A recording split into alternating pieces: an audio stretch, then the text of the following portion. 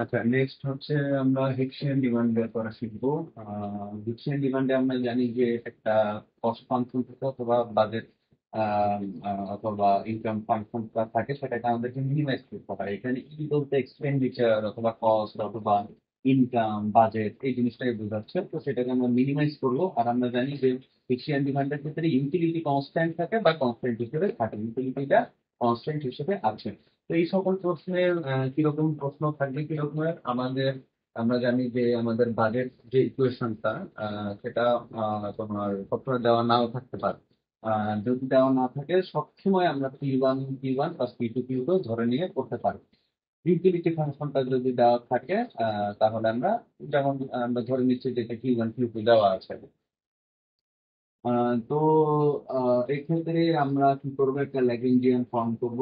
ল্যাগ্রেঞ্জিয়ান form করার পরে ল্যাগ্রেঞ্জিয়ানটা আমরা এক্ষেত্রে ডিকশন ডিমান্ডের ক্ষেত্রে এল দিয়ে প্রকাশ না করে ভি দিয়ে প্রকাশ করব। এখন বলতে পারো যে কেন ভি দিয়ে কেন প্রকাশ করব। এটা জাস্ট হচ্ছে মানে নোটেশনে, মানে যাতে কনফিউশন সৃষ্টি না হয়। যেমন কিরকম কনফিউশন, যেমন প্রোডাকশন ফাংশন। হ্যাঁ, আমরা মানে প্রডিউসারের ক্ষেত্রে আমাদেরকে কস্টকে মিনিমাইজ করতে হয়, তাই না?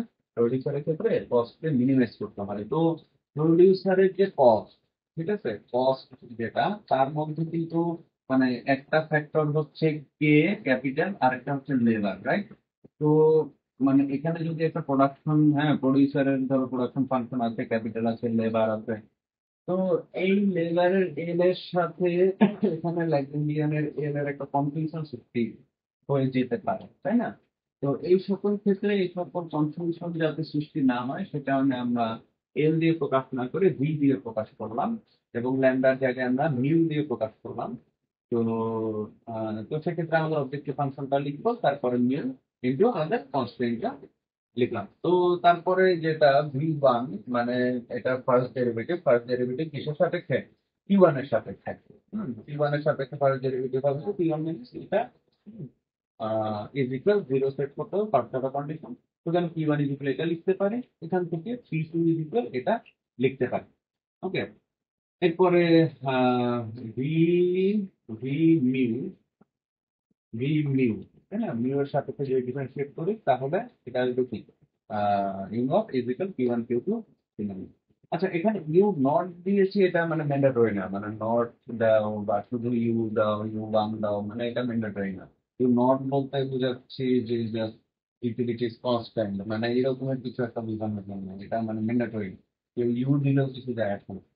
তো আহ, 1/2, হ্যাঁ, এটা যদি ডিভাইড করি তাহলে P1 P2, এখান থেকে আমরা Q2 এর ভ্যালুটা আলাদা করে ফেলতে পারি। এটা 4 নম্বর ইকুয়েশন। এবার এই Q2 এর ভ্যালুটা যদি আমি 3 নম্বর ইকুয়েশনে বসাই তাহলে কিন্তু কাইন্ড অফ এরকম একটা সিচুয়েশন থাকে। তো এখান থেকে আমি যদি Q1 কে আলাদা করে নিয়ে আসি তাহলে পাই কি, U0 P2 by P1 by P1। তো এখন P1 এর হোল স্কয়ার আছে, তো আমি বোথ সাইডে যদি রুট নেই তাহলে অবশ্যই নেগেটিভ ভ্যালুটা বাদ যাবে, কোয়ান্টিটি তো নেগেটিভ হবে না। পজিটিভ ভ্যালু হিসেবে আমার এইখানে √/U0 P2 বাই P1 আসবে, তাই না? তো এটাই কি, দেখো এটাই কিন্তু আমার হিক্সিয়ান ডিমান্ড, বিকজ আমি ডিমান্ডটি কিন্তু P1 P2 এবং ইউটিলিটির সাপেক্ষে প্রকাশ করতে পেরেছি। এবার এই P1 এর ভ্যালুটা যদি যদি আমি 4 নম্বর ইকুয়েশনে বসাই, তাহলে কিন্তু ভ্যালু পাবো।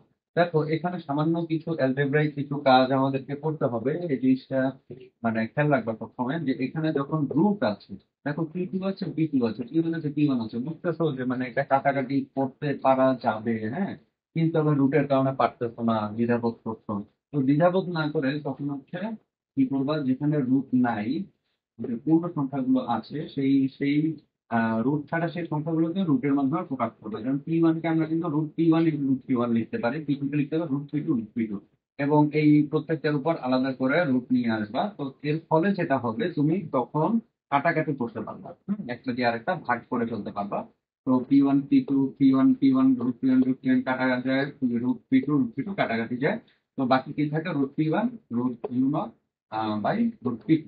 তো এবার আমরা হোল আকারে, যেহেতু সব কয়টার উপরেই রুট আছে, তো হোল আকারে আমরা লিখতে পারি, তা তোমার বলতে তুমি এইভাবে রেখে দিতে পারো, এটা কোনো সমস্যা না।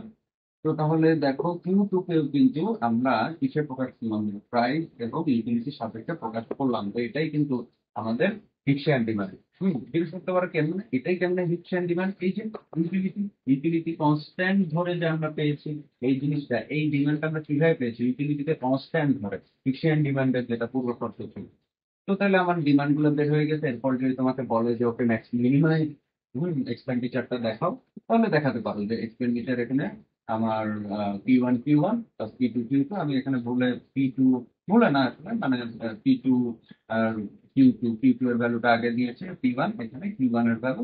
তো এরপরে এখানেও সেম মানে রুট নিয়ে আসছে আর কি, কাটাকাটি সুবিধা হচ্ছে, রুট নিয়ে আসছে, রুট নিয়ে। তো আলটিমেটলি এখানে কি আসছে, √P1 P2 ইউ নট। পরের অংশটা তো সেম আছে, √P1 P2 ইউ নট। তো তাহলে সেম জিনিস যোগ করলে কি হয়, এ আর এ যোগ করলে 2 এ হয়। তো তাহলে এটা এটা যোগ করলে 2 × √P1 P2 ইউ নট। তো তাহলে দেখো আমরা এক্সপেন্ডিচারকেও কিন্তু P1 P2 এবং ইউ নট বা ইউটিলিটির সাপেক্ষে প্রকাশ করতে পারলাম। এটাই হচ্ছে আমাদের ফিক্সিয়াল ডিমান্ড।